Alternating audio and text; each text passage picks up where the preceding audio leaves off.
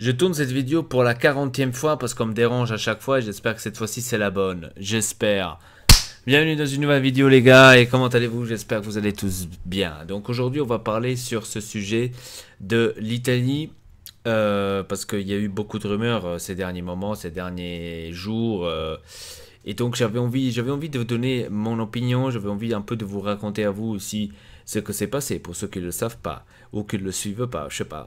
Dans tous les cas, je vais essayer de vous le répondre, enfin de vous le raconter de la meilleure façon possible. Et si dans le cas où vous voulez savoir, je vous laisse les liens des vidéos. Il y a 2 vidéos dans la description. Et comme ça, on est tranquille. Alors, le 19 novembre, il y a eu donc une interview avec Beppe Caressa et avec des anciens joueurs qui travaillent chez Sky en Italie. Et ils avaient donc une émission qui parlait justement du foot. Alors, ils avaient le sujet de l'Italie. Ils avaient le sujet de l'Italie et ils parlaient justement des trucs internes parce qu'eux ils se connaissent bien, ils savent beaucoup de trucs internes. Caressa est toujours là, est toujours présent dans les trucs internes de l'Italie, de l'équipe italienne, et donc je peux vous rassurer que c'est des trucs vrais. Alors, contre Macédonie qu'on avait joué comme des brels, Caressa a dit à Ventura qu'il devrait faire 14 buts. Et Ventura s'est senti sous pression. Déjà, il a senti la pression, que pourquoi est-ce qu'il lui mettait tellement de pression, qu'il devait faire ça et ça. Et déjà, la première question que je me pose, c'est pourquoi tu te mets en pression quand tu joues contre la Macédonie, quand c'est clair que tu dois gagner. Voilà. Déjà de 1. De 2, après l'échéance contre la Macédonie, il y a eu l'Espagne. La défaite contre l'Espagne, et à partir de là, je pense que tout est parti en couille. Parce que même Caressa l'a dit hier, justement, il a été interviewé encore une fois hier sur Sky. Il avait dit c'est à partir de la défaite de l'Espagne, Ventura aurait dû partir. Donc c'est à partir de là que la fédération italienne, Tavecchio, aurait dû intervenir. Parce que si tu n'interviens pas à cette situation-là, quand tu vois que l'Italie perd comme ça contre l'Espagne, ça veut dire qu'il y a quelque chose qui ne va pas. Donc à partir de là, tu devrais déjà changer l'entraîneur. Ils l'ont pas fait. Pourquoi ils l'ont pas fait? On ne le sait pas. Mais c'est à partir de là qu'ils devraient changer l'entraîneur. Et ils l'ont pas fait. Et voilà le résultat. Après l'Espagne, il y a eu beaucoup d'autres trucs qui sont arrivés. Alors, les joueurs de l'équipe italienne ils ont un groupe sur WhatsApp avec le staff de l'entraîneur. Donc dans ce point, ils avaient un groupe WhatsApp avec le staff de Ventura et avec tous les joueurs présents dans la nationale. Et ils communiquent entre eux, c'est-à-dire que là-dedans, tu fais par exemple des rendez-vous pour les entraînements, ou entraînements telle à telle heure, entraînement repoussé par exemple, et ils parlent aussi d'autres choses, ils parlent aussi de comment est-ce qu'ils ont joué, qu'est-ce qu'on devrait faire mieux, donc etc. etc. Après Italie-Espagne, les joueurs se sont rassemblés tous à une table pour en parler tous ensemble. Donc ils ont fait, on va dire, une réunion entre eux, sans l'entraîneur et sans le staff. Caressa était présent. Enfin, pas Caressa, mais l'autre était présent. Maintenant, je ne me rappelle plus du nom. Je ne peux pas me rappeler du nom, mais regardez quand même la vidéo. Et de cette réunion-là qu'ils ont eu le joueur, Ventura... à Ventura, c'est arrivé qu'eux, ils avaient parlé de la formation qu'ils devraient faire, la formation, comment est-ce que ça devrait être, etc., etc. Donc, Ventura s'est pris la tête avec les joueurs un jour avant le match retour contre la Suède. Donc, imaginez-vous, un jour avant match retour contre la Suède, il s'est pris la tête avec les joueurs. Il lui aura dit si vous voulez faire l'entraîneur, faites-le, faites-vous la formation, faites-vous mon travail, moi, j'ai rien à dire. Donc, en gros, il voulait dire ça comme ça. Je trouve ça d'un côté, c'est pas normal d'un entraîneur dire ça aux joueurs parce que normalement, l'entraîneur doit quand même montrer du caractère. Ok, il l'a pas fait. Bon, je me pose la question pourquoi est-ce qu'il a réagi comme ça? Je comprends pas. Il aurait dû peut-être demander des explications. Peut-être il aurait compris que ce n'était pas vrai. Mais bon, à lui, on lui a dit ça. Et donc, voilà. Bref. Euh, Ensuite, ce que il y a eu encore comme dispute avec Ventura, c'était avec le staff. Bon, c'était pas une dispute, c'est plus une discussion, un truc qui lui traquait la tête. À ce qui paraît, il y avait un espion dans son staff, parce que quand il avait fait une formation pour la Suède, avant le match de la Suède, la formation était apparue dans les journaux, la même formation que lui voulait mettre. Il a appelé tout le monde à table, autour d'une table, il a demandé qui serait l'espion qui mettrait les formations à l'avance, qui donnerait les informations des formations à l'avance aux journaux. Et il y a un de son staff qui lui aura dit écoute Ventura, je peux comprendre que ça te saoule. Ça te saoule d'avoir des espions ou que tu crois que tu as des espions dans ton staff, mais tu pourrais pas regarder ça après, à la place d'avant le match qui pourra te ramener au mondial. Pourquoi tu regardes ça maintenant? Pourquoi tu te fracasses la tête maintenant? Pense plutôt à gagner le mondial, enfin aller à te qualifier pour le mondial à la place de penser à ces conneries comme ça. Donc il voulait dire genre ça. Non, il a insisté sur ça, personne n'a répondu, bien sûr, parce que qui aurait répondu à ce point de vue? Personne n'a répondu et ça en est fini là. Le jour du match retour, Ventura n'est pas apparu à la Pinetina. Il n'est pas apparu à la Pinetina. Les joueurs se sont déjà commencé à poser des questions. Ils ont commencé à poser des questions. Est-ce qu'il va venir? Est-ce qu'il va démissionner? Est-ce qu'il nous abandonne? Donc, beaucoup de questions que les joueurs ont posées. Parce que Ventura, il est disparu. Hein.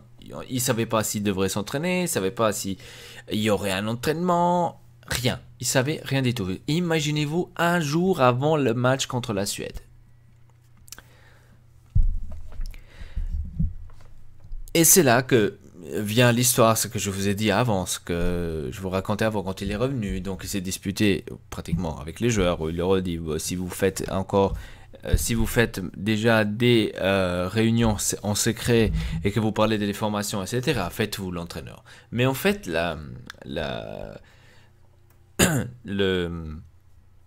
réunion là, c'était un mois avant. C'était juste après que le match avec l'Espagne était terminé. Donc lui, il est venu un mois après avec cette histoire. Ils n'en ont jamais parlé. Un mois après, c'est venu de cette histoire. Bref. Et donc vous voyez déjà, c'était déjà trop chaud. C'était trop chaud, c'était trop...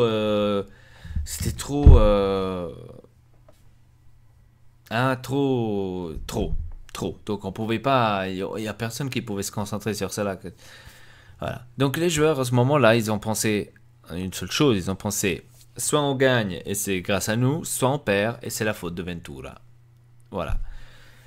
Et ils ont joué, ils ont fait ce qu'ils pouvaient et il y a eu aussi d'autres épisodes avec Buffon, comme quoi que Buffon, ils lui ont demandé d'aller faire une interview et de dire enfin maintenant je me rappelle plus de dire quelque chose à l'interview, mais Buffon il a dit non, moi je vais pas maintenant de moi-même y aller et raconter ça. Si on me demande la question là, je vais lui répondre comme ça, oui, mais sinon autrement, non.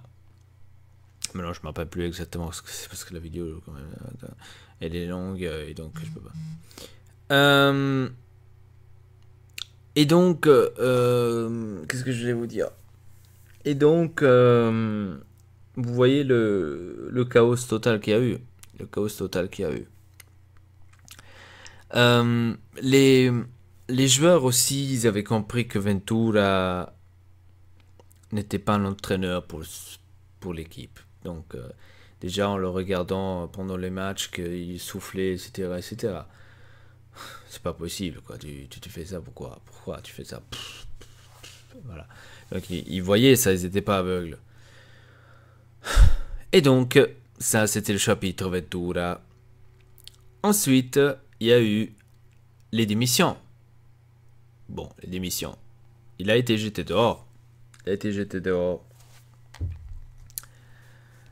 Il a été jeté dehors, et ça aussi c'est une histoire, parce qu'il y a un de la fédération qui a dit à Ventura de ne pas démissionner. On ne comprend toujours pas aujourd'hui pourquoi est-ce qu'il lui a dit ça. Probablement, ils disent que c'est parce qu'il voulait l'argent, donc il voulait sa paye, donc c'est pour ça qu'ils lui ont dit. Donc ils lui ont fait perdre 800 000 euros à la fédération italienne, grâce à cette connerie. Et donc il est parti. Donc il est parti, pour moi, Ventura, il est parti comme un lâche. Il est parti comme un lâche parce qu'il n'aurait pas dû partir de cette façon-là. Il aurait dû démissionner de lui-même. Démissionner de lui-même, de pas se faire de pas se faire jeter dehors. Vous voyez ce que je veux vous dire? Mais bon, il a voulu comme ça parce qu'il voulait sa paye, et ça pour moi c'est lâche. Je suis désolé, ça c'est pour moi c'est lâche. Hier, on était le 20 du 11, Tavecchio a démissionné. Donc il y a eu cette interview, cette communication, on va dire, de Tavecchio, où il a démissionné. Il a démissionné et il a parlé pratiquement de tout. Il a vraiment balancé le tout. Hein. Donc il en avait pour tout le monde. Voilà, pour CONI, la fédération CONI, pour tous les autres qui étaient derrière lui, qui travaillaient pour lui, etc., etc. Donc il en avait pour tout le monde. Pour tout le monde. Et franchement, ça m'a fait plaisir. Ça m'a fait plaisir de voir qu'il allait se présenter devant les caméras, qu'il a démissionné, qu'il a pris en pratique ses responsabilités. La chose que j'ai pas aimé, c'est que il a parlé de Ventura. Il a dit: moi j'ai jamais voulu Ventura, c'était Lippi qui a voulu Ventura. C'est pas vrai, c'est pas vrai. Lippi n'a jamais voulu Ventura. Déjà de un, parce que c'était pas à Lippi de choisir Ventura, c'est à Tavecchio, parce que c'est Tavecchio qui choisit les entraîneurs. Déjà de un, c'est lui qui avait la fonction de choisir les entraîneurs. Donc Lippi ne pouvait pas choisir Ventura. Alors il disait que lui voulait Donadoni. Il a essayé de parler avec tous les autres big entraîneurs. Personne ne répondait parce que tout le monde était soi-disant pris. On devrait le croire ou pas, je sais pas. Et donc il y a eu ce problème-là aussi avec Tavec. Il a sorti le gros lot, on va dire. Ok. Donc aujourd'hui il y a eu une nouvelle interview de Caressa où il a parlé. Il a parlé parce que maintenant, on ne sait pas les situations où est-ce qu'on est. Parce qu'on n'a plus de président, vu que Tavec maintenant est parti. Comment est-ce que ça va se dérouler? Comment est-ce que on va voir maintenant notre foot italien? Comment est-ce qu'il va se évoluer? Comment est-ce qu'il va être? Ça, c'est la question que tout le monde maintenant se pose. Parce que maintenant, c'est catastrophique. Donc, comment est-ce qu'il va être? Alors Caressa, il a plus ou moins expliqué les choses. Moi, j'ai pas trop compris parce que c'est trop compliqué de comment il a parlé. Je vous laisse quand même la vidéo dans la description si vous voulez aller la regarder. C'était un peu compliqué comment il a expliqué. J'ai essayé de comprendre le mieux ce qu'il a dit. Alors, savoir beaucoup avec politique, savoir beaucoup avec... donc lui, il pense que il devrait y avoir des personnes aptes pour tout les camps. C'est-à-dire, lui pense qu'il devrait y avoir un ex-joueur qui devrait faire partie de la fédération, un autre pour faire le comptable de la fédération, c'est-à-dire de faire bien les comptes, etc., pour pas justement dépenser trop, dépenser moins. Dépenser moins, on ne le fait jamais. Et 3, avoir un autre contrôleur des jeunes, c'est-à-dire quelqu'un qui s'occupe des jeunes, qui s'occupe de toutes les équipes jeunesse, de toutes les autres, euh, toutes les autres sports italiens. Donc, enfin, sport italien, de toutes les autres euh, trucs de foot, parce qu'on a beaucoup de trucs d'équipes de foot, les gars. On a le foot à 5, donc celle dans la hall. On a le foot féminin, on a les foot de jeunes under 20, under 21, 19. Donc, on a quand même beaucoup. Et donc, il a dit qu'on devrait avoir quelqu'un qui s'occupe aussi de ça. Déjà ça. Euh, Lui-même, il a dit, l'Italie, malheureusement, c'est le seul pays où il travaille très très mauvais les jeunes. Et il a très très bien raison. J'ai remarqué ça aussi. On a un système que nos jeunes italiens sont très très mal mis au point. Pour moi je vois ça comme ça. Caressa, il a dit exactement pareil. Je pense que là-dessus, on devrait travailler beaucoup. On devrait travailler beaucoup. L'histoire d'Ancelotti, j'ai vu qu'il y a eu un commentaire sous la vidéo d'Inter-Atalanta où il y a un d'entre vous qui avait commenté, maintenant je ne sais plus le nom, j'espère que tu regardes cette vidéo, a commenté Ancelotti a refusé l'Italie. C'est pas vrai les gars. Ancelotti n'a pas refusé l'Italie. Calmez-vous. Ok? Il n'a pas refusé l'Italie. Il n'a pas accepté l'Italie encore. Il a une seule condition, Ancelotti. Il a dit qu'il va venir. Enfin, c'est Caressa qui pense ça. Hein, attention, c'est Caressa qui pense ça. Il n'a pas parlé avec Ancelotti. Alors Caressa, il pense que Ancelotti va venir s'il a le droit de voir aussi sur les jeunes. Je trouve que c'est très important de voir ça. Je trouve que c'est très important d'avoir un entraîneur avec cette ambition-là, parce qu'il faut travailler avec les jeunes. Il faut travailler avec les jeunes, on ne peut rien faire d'autre. Pour moi, c'est ça, il faut beaucoup travailler avec les jeunes, et il faut les faire sortir. Il faut les faire sortir, parce qu'on voit une Allemagne, par exemple, travailler beaucoup avec les jeunes, et on voit que le système des jeunesses fonctionne très très bien. Et on devrait faire pareil.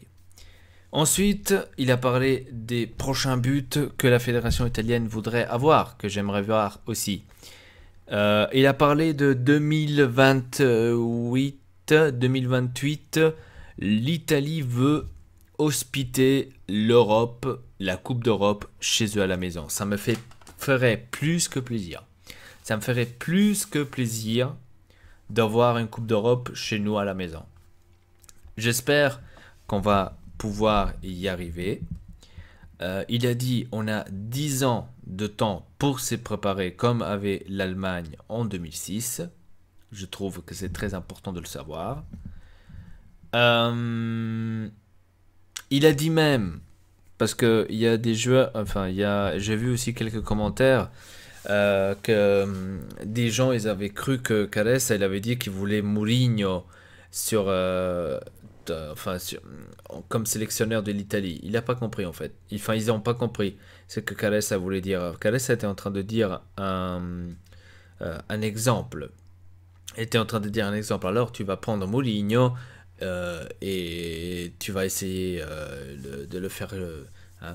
Et il a aussi parlé, il a aussi dit, il a aussi parlé que dans 2 ans, certainement, les sélectionneurs seront des sélectionneurs part-time. C'est-à-dire, de comme j'ai compris, part-time, c'est-à-dire que, par exemple, je vous fais maintenant un exemple, Spalletti entraîne Inter, Spalletti entraîne l'Italie. Ça, c'est part-time. Si j'ai bien compris, je ne vais pas vous dire des conneries. Si ça allait venir quand même, ça serait plus que bien pour l'entraîneur. Ça serait plus que bien. Parce que comme ça, il s'ennuierait pas, on dirait. Après, peut-être il voulait dire quelque chose d'autre avec part-time. Bon, très difficile ce que moi je pense là, parce que il y a eu beaucoup de choses très compliquées C'est pour ça que je vous dis, je laisse le lien dans la description parce que beaucoup de choses, moi, j'ai pas compris. C'était trop compliqué comment il a expliqué Carès. Donc,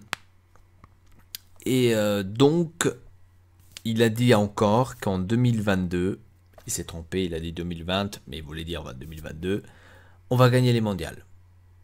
Il a dit clair et net, l'Italie va gagner les mondiales en 2022. On espère, tocchiamo palle, tocchiamo ferro, tocchiamo tutto quello che vuoi. On espère, franchement, parce que on doit ramener la coupe chez nous. On doit la ramener chez nous à nouveau parce que on doit montrer qu'on est fort. On doit montrer qu'on est un pays uni. Et on doit montrer qu'on est un pays qui peut se relever, après une chute pareille. Je pense que c'est une belle réponse, on va dire, pour le peuple italien d'aller gagner cette Coupe du Monde. Pour moi, ça ce serait une très très belle réponse pour 2022. Oui. On verra ce qui va se passer, prochainement, ce qui va se passer ces prochains temps. Pour l'instant, il y a le temps de 90 jours, vu que Tavecchio, il a démissionné, donc il y a le temps de 90 jours pour voter les prochains postes, les postes que je vous ai nommés, donc le poste pour les jeunes, les postes pour la finance, le poste pour voir les 3 postes là que je vous ai ramenés avant. Putain, maintenant je suis complètement confus parce qu'il y a tellement de trucs, les gars, que j'arrive même plus. Et donc la chose, voilà, je vous dis maintenant en un seul mot, le football italien pour l'instant est compliqué. Voilà. Pour l'instant c'est compliqué, l'histoire est compliquée.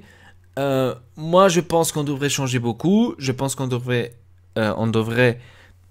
travailler beaucoup sur les jeunes. On devrait avoir, comme a dit Caressa, les hommes justes au placement juste. Et ensuite on pourra voir. Franchement, si on part sur cette base, comme lui l'a dit, à moi ça me plaît. À moi ça me plaît beaucoup. Parce que ça me fait quand même penser que ça fait avancer le football italien en avant. Et je l'espère. Voilà les amis, c'était tout pour cette vidéo. Comme je vous ai répété plusieurs fois, je vous laisse le lien dans la description des 2 vidéos de quoi est-ce que je vous parlais, de quoi est-ce que j'ai donné mon avis. Dites-moi votre avis à vous. Comment est-ce que vous croyez que la fédération italienne va changer? Est-ce que vous croyez qu'on va changer au milieu? Est-ce que vous croyez qu'on va gagner en 2022, comme dit Caressa, le mondial? J'espère, on touche les couilles. Est-ce que vous croyez qu'on va se relever? Moi, personnellement, je vous dis clair et net, j'y crois. J'y crois qu'on va se relever. J'y crois. Et à ce mondial 2022, franchement, j'y crois aussi. Je sais pas, tout à coup j'ai eu cette... On verra. Jusqu'à là, on a beaucoup de travail à faire. On a beaucoup de changements à faire. En fédération, etc. etc. On verra. Dites-moi votre avis dans les commentaires, ça me ferait plaisir. Avec ça, je vous dis tout simplement merci beaucoup de regarder cette vidéo. Laissez un like pour soutenir Ortex Helpa. Et peut-être la fédération italienne, même si ça n'a rien à voir, mais bon. Et avec ça, je vous dis à très bientôt pour une nouvelle vidéo. Allez, peace.